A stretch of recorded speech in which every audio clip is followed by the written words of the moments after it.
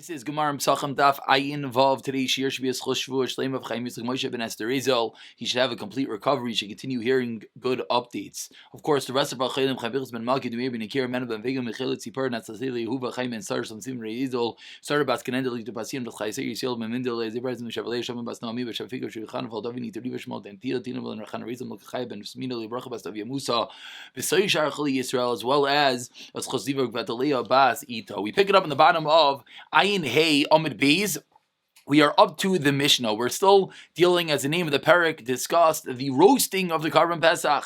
And the Mishnah picks up the Naga B'Charsa. If as you're roasting the Karban Pesach, you touch the charsa, which is the oven, was you often made out of cheres, out of pottery, earthenware, shel tanur of the oven, yikloif es mekaimai. You have to peel off that place, which is going to be, today's going to be a very heavy, or a day, a kashus day. We're just going to touch upon so many different ideas. But says the Mishnah that if you touch that oven, then what happens? The point where you touched it is not considered sli eish. It's not called roasted on the fire because it touched a boiling hot piece of earthenware. So that area that it touched, yikloif, you have to peel off that place. We'll see a bunch of pictures on this in a moment. Let's say it's splattered.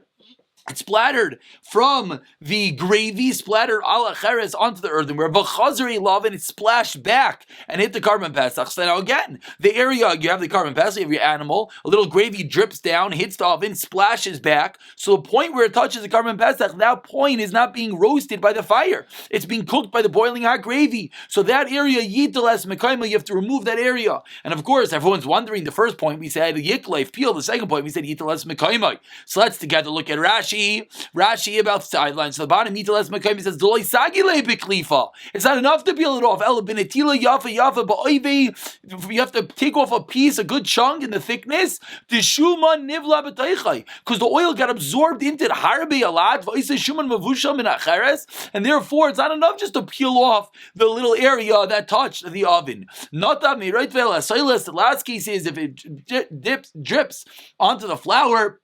The Gemara is going to tell us the flour is hot flour. Then Yikut says Mekaimai. Then again, you got to remove that area of the flour. Sachu b'shemin truma.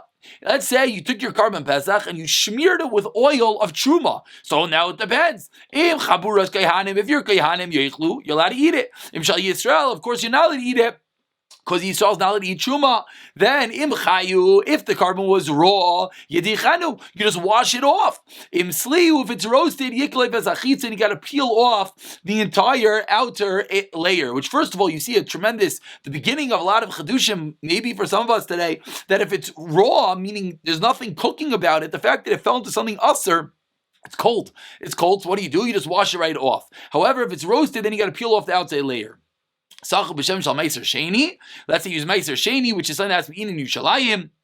You're not allowed to make the Bnei Chabura pay for that area. Why? You cannot redeem the Meiser Sheni. So now we're going to begin a lengthy discussion, kashrus related, and this obviously is tremendous ramifications, not just in Karban Pesach, but in everything, Bas V'chalav, something that's kosher, something that's not. Let's begin. Says the Gemara Itmar, Cham l'toich cham. If something hot falls into something hot, Divrei Akol, everyone agrees that what, as we move along to today's Daf Ayin Vav, everyone agrees it is aser, which that we all know. You have a piece of meat, falls into a piece of boiling hot milk. So what's that called? That's called basar v'chalav. That is forbidden. But now let's say something cold falls into something cold. Let's say your hot dog falls into your bowl of cereal. What do? Divrei akol mutter. It's going to be mutter. We'll see in the Gemara. What are you going to have to do? You just have to rinse it off. But now cham l'teich sainim, something hot falls into something cold, or sainim l'teich cham is something cold falls into something hot. Now we have two layers, we have two levels, and we have to figure out which one is going to infect the other one. Let's just use a simple solids to make it easier. You have a piece of meat that falls onto a cold piece of cheese. That's hot onto cold. Or let's say the piece of meat is on the counter and a piece of cheese falls onto the piece of meat. That's cold onto hot. In this, we have a tremendous machlekes Rav Amar Ilah Gavar. Whichever is on top wins. And therefore, when the top one is hot, that's going to cause the issue. Ushmul Amar Tata Gavar, the one at the bottom is going to win. So as we see examples of the Gemara, Gemara, this will become much more clear. But one very important point is the Rashi over here. Rashi not always weighs in halacha l'maisa, but here he does. Rashi on the first narrow line says, generally we paskin like Rav, but like Shmuel, we paskin like Shmuel that tata gavar, the bottom one wins. The Tanya Tarti Masnisan Gavased the Kamanas, we're going to see there's two brisas that support Shmuel. So again, Shmuel holds the bottom wins, Rav holds the top wins. Now let's go straight into the Gemara.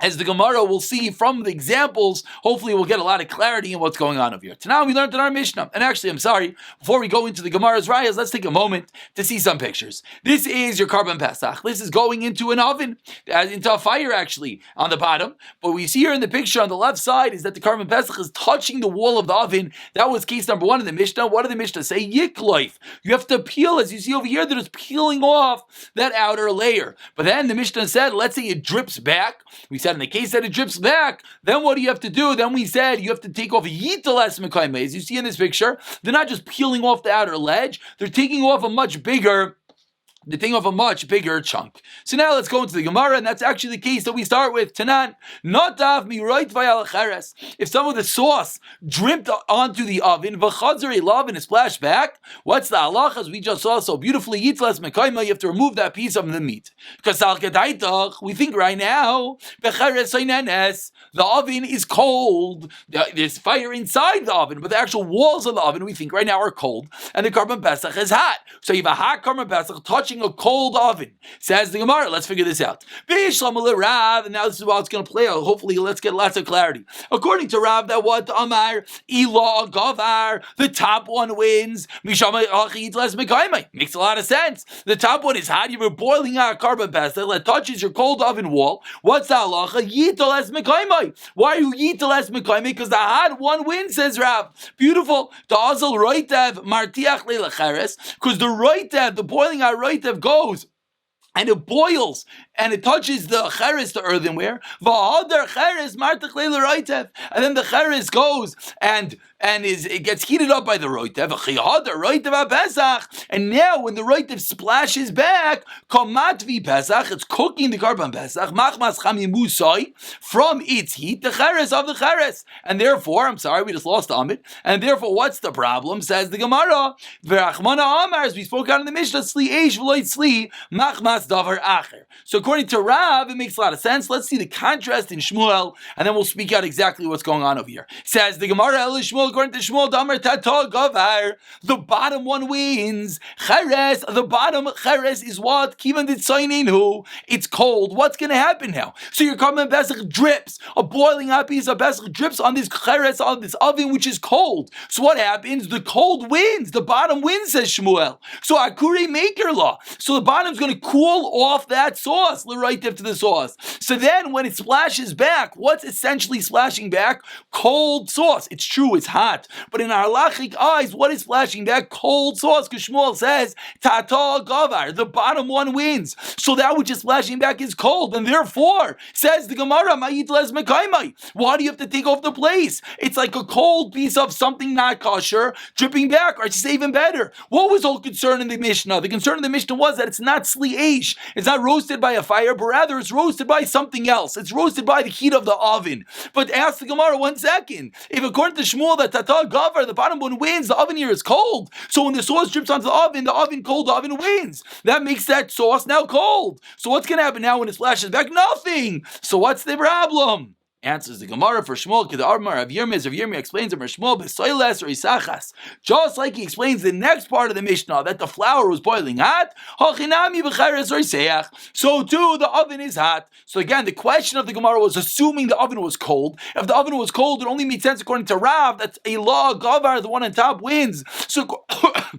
Excuse me. So according to Rav, the top boiling hot sauce wins. So when it drips on the oven, it's going to overpower the oven, heat up the oven, splash back, cook the Karban Pesach from something which is not fire. Therefore, says the Gemara, that's a problem, says the Mishnah. You got to take off that area. But according to Shmuel, that Tata Gavar, the one on the bottom, wins. The Gemara doesn't understand. What would the issue be? Because it falls in something cold. The cold guy takes over. Now when it splashes back, it doesn't do anything. So why does the Mishnah say you have to remove that area? Therefore, says the Gemara, the case must be that the oven is hot. Tanan, now we're going to have the exact same shakat Zakaria in the next case of the Mishnah. Tanan, we learned in the Mishnah. We said if a bit of the Karban Pesach gravy drips onto the flour, yikmites as mekaima, you gotta remove that area of the flour. The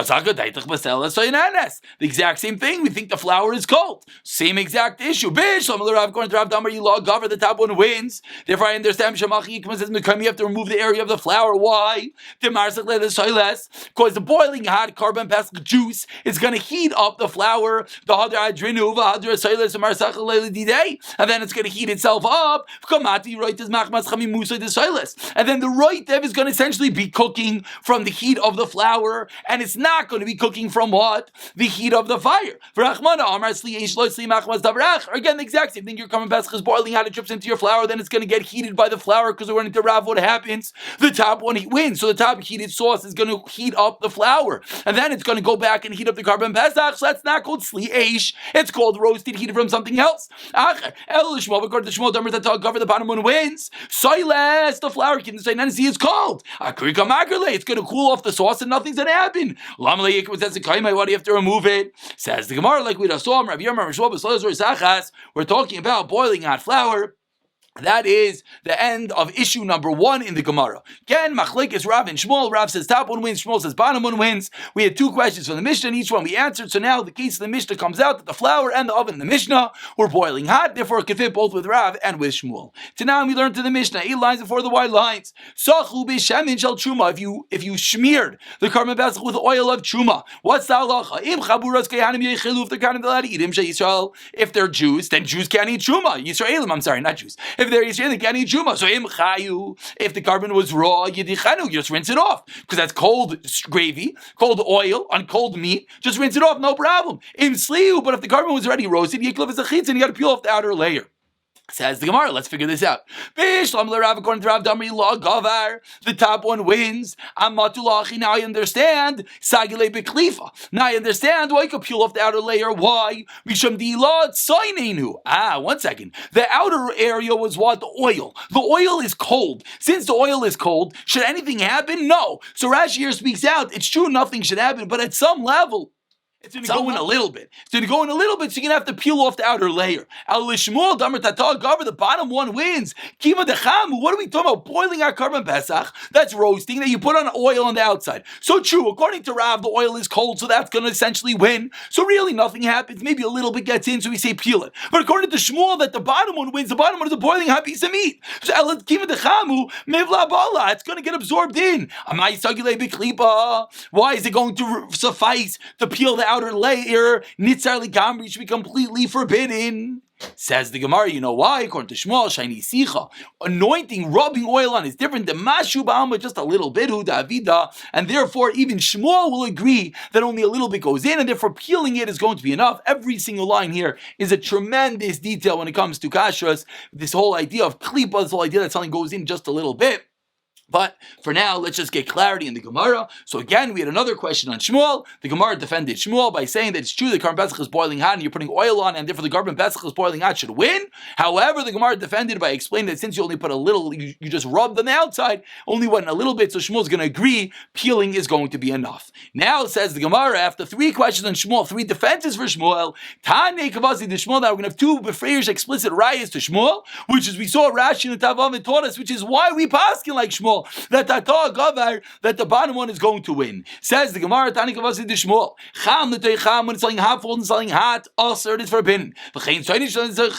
Selling cold falls into something hot. This is very critical over here. Selling cold falls into something hot. What's the halacha?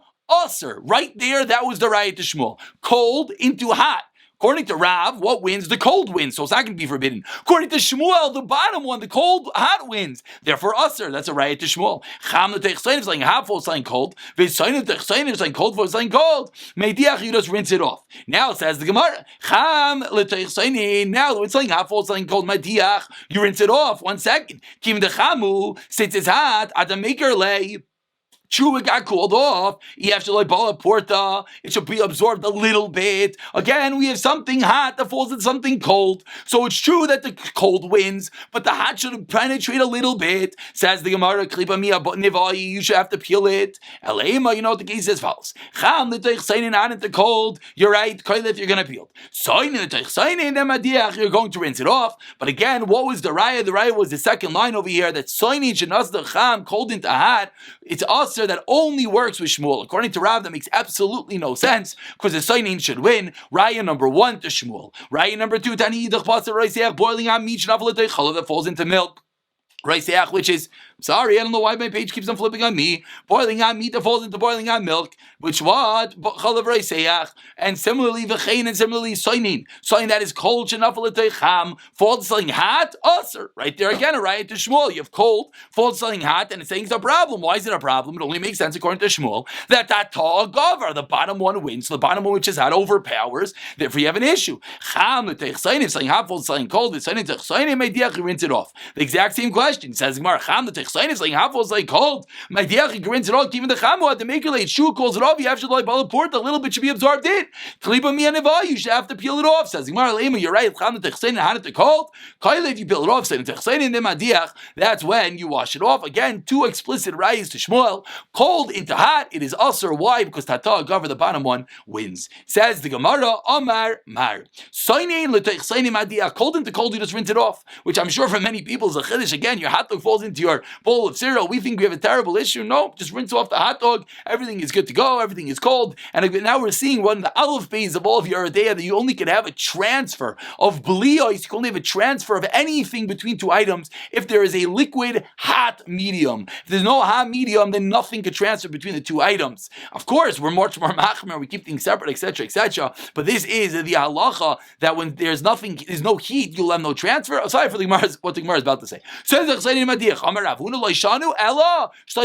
only if it's not salted. Now, don't get excited. Don't think it just means anything that's salted. We'll see in a moment what that means. If you have an item which is salted and it's cold, seemingly it could, yes, transfer its bliya. Bliya is absorbed taste. It could transfer its gender to the other item. Says the Gemara, Damar Shmuel. We see that Shmuel says, Meliach, something that is salted, it says like a hot item, meaning it's like it's hot, it could transfer off its tam, its taste, and its bliya to the other item. Kavush, if it's pickled, which is also very important, hareyu kimevushal is like cooked. What does kavush mean? Kavush means that it sits in an item for 24 hours without any heat. You have a chicken soup that sits inside your pot for 24 hours. You never put it on the stove, but there's a piece of chicken and you have a liquid chicken soup, whatever the case is. Then the pot becomes fleshik merely from the fact that it's sat in there 24 hours. Kimevushal, like it was cooked, even without any heat. Says the Gemara, Amar Rava, Hadam Shmuel Meliach. What's this salted business? Hareyu kireiseach. It's like a salad. Can eat it, it's so salty, only very salty. That's when this halacha applies. Which obviously is not so common. Usually any item that you salt is edible and therefore will not transfer over due to the salt. Says the Gemara, Hubar Geiza, there was a pigeon, the Nafal Ikada the Kama.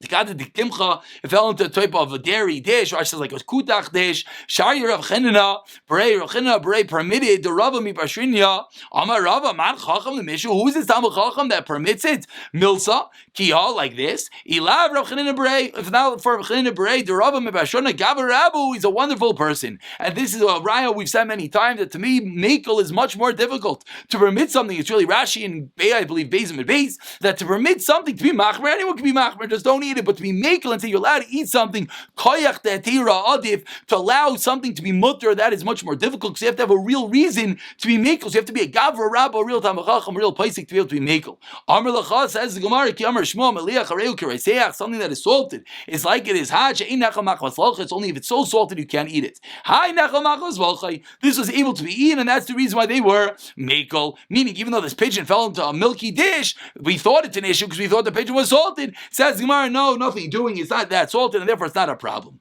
If it's raw, something that is roasted, it sounds like it needs to be klifa. You need to peel it off, even if it's cold. And the Gemara now explains if there is no cracks. But if there are pili, if there are cracks, which is the reason why I gave the example of a hot dog, because a hot dog generally is a smooth exterior. Once you have, let's say, a piece of meat, a cooked piece of meat that's going to fall into your bowl of cereal, then you can have bigger issue because that's ispe pili. It has cracks. Once there's cracks, things go inside the cracks, and then it's going to be much more machmer. Says Gemara also v'mutva b'tavli, and similarly, if it's seasoned with spices, also it's forbidden. And Rashi explains the reason is because once it is seasoned with spices, that allows the blia to go in easier. Says the Gemara, Amar Rav, as we move along, Tayin Vavim Abeis, Amar Rav, Basar, Shchuta, Shamin. You have a fatty piece of meat, Shetzaloi, that you roasted in Basar Nevila, Kachash, which is a lean piece of meat. Asar, it is forbidden. Now don't jump to conclusions, exactly the case. Let's see the Gemara. My taima, Mefat Miadadi, because it fattens each other. Okay. Valevi Amar, but Levi says, Afilu Basar Shchuta, that's lean, Shetzalu Basar Nevila Shamon, mutter, it's going to be permitted. Levi's the opposite extreme. My taima, Reicha Ba'almu V'Reicha Lav Milsahi.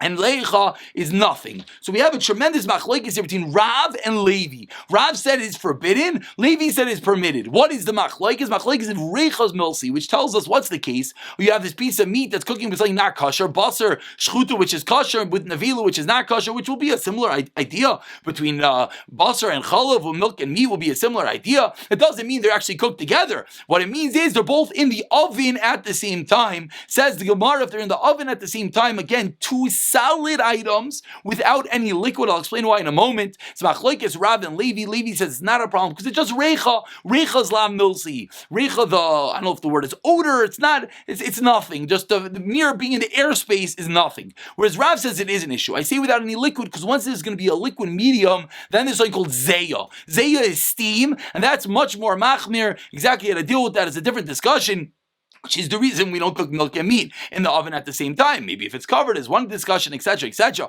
But to put things in the oven at the same time is going to be a problem due to zeya, and we see also would even be a problem on dry items potentially due to the fact of something called the reicha.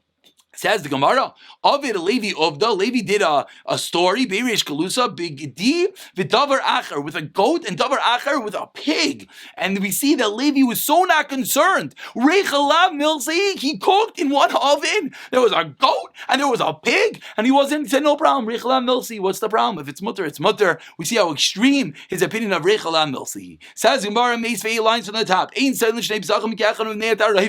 not allowed to roast two garment vessels together due to the mixture. My love, what's the case? Taroives tamim, that we're afraid that the taste is going to transfer. What does it mean that we're afraid? Vikasha Levi, and it's a kasha to Levi, because Levi said reicha lav milsahi. Seemingly we see reicha is yes milsahi. You can't cook the two carbon vessels together. Says Gemara, that's not the reason. Mim de taruvas kufan. The reason is because we don't want themselves to perhaps touch each other, an actual issue. Why would it be an issue if they touch each other? The reason would be because you have to be mimana, you have to have your carbon pesach. I mean, that actually was the havamina. That what does it mean the tam is going to transfer? They're both the same item. The reason the tam is going to transfer, that's being your carbon pesach and no one's else. The Gemara is answering, the problem is that it might touch each other. Says the Gemara, and we'll explain this further. Achinam is logical. It says, a goat and a sheep. That they're going to touch each other.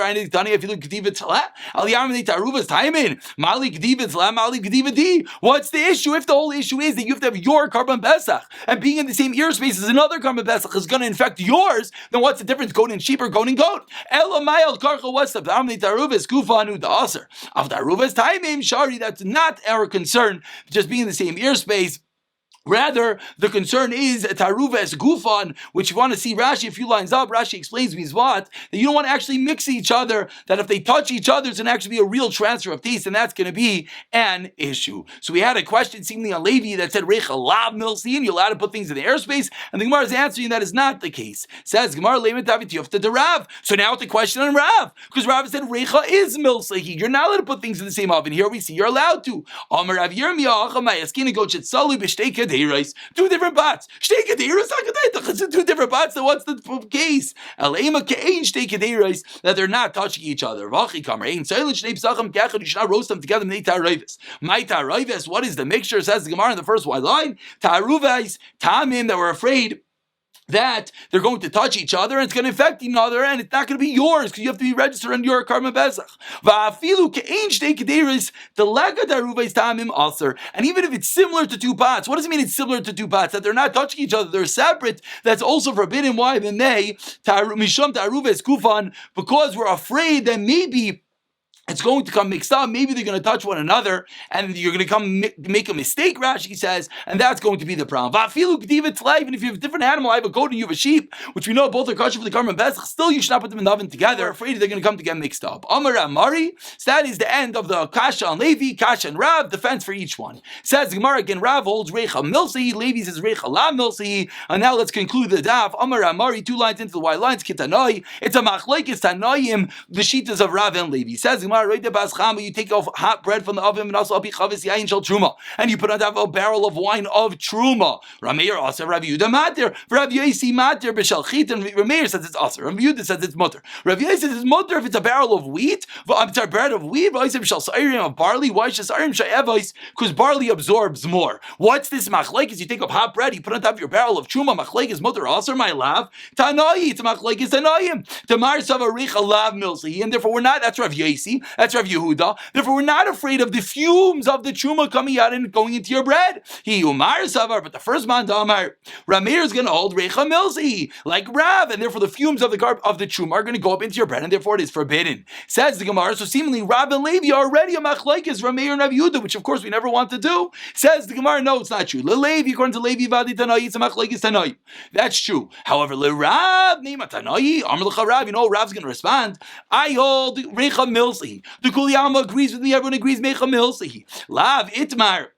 Excuse me. Kuli Alma Recha Milsi. Lav itmar. Do we now learn about that case of the bread that he Amar Rabba Barachan Amar Yishlakish Bepas Chamor Tomer hot bread v'chavis pesuch in an open barrel different called. Then everyone agrees it's aser. Bepas Sainan is v'chavis megufa. If it's a cold bread and a closed barrel, different called mutter. What's that machlekes? Loinachlechu ela bepas chamo hot bread v'chavis chatuma sealed barrel. You have one of them or pasayin is v'chavis pesucha, and that is going to be the machlekes. Says the Gemara. Anami in our case is kipas chama v'chavis pesucha damya is similar to that case. So Rav is going to say I do not necessarily have to say it's a machlekes tanayim. I could defend myself that everyone agrees recha milsi, and it's a different discussion over there. And we'll conclude with Tani Rav Kana Breder Rav Chanina Saba Pas she'afa bread that was baked in sli with meat betaner in the oven aser lachla bekuchtra. That's called dairy and fleshing equipment. You're not allowed to eat it with milk. Ahi binsa. There was a certain type of fish the itva bahadi bisra that was cooked with meat.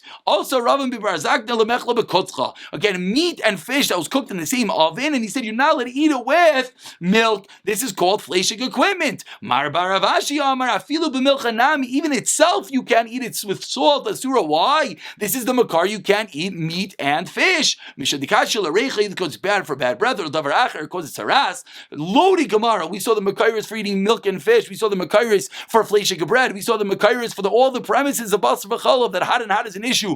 Cold and cold is not an issue. Perhaps the item has cracks. It could be an issue. We saw the side of klifa, of peeling something off the outer ledge. We'll pick up from the Mishnah tomorrow.